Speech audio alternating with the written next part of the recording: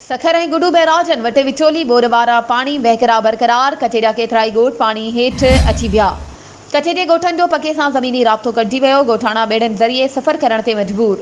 इन ॾस में आबपाशी खाते सखर पारां जारी कयल पाणी माप मूजिबि सखर बैराज जो मथां वहिकिरो 3,92,000 ऐं हेठियां वहिकिरो 3,77,000 क्यूसिक रिकॉर्ड कयो वियो ऐं गुडू बैराज वटि मथियों वहिकिरो 3,99,000 ऐं हेठियों वहिकिरो 3,91,000 क्यूसिक रिकॉर्ड कयो वियो, जॾहिं त कोटड़ी बैराज वटि मथियों वहिकिरो 2,39,000 ऐं हेठियों वहिकिरो 2,03,000 क्यूसिक ताईं पहुची वियो आहे।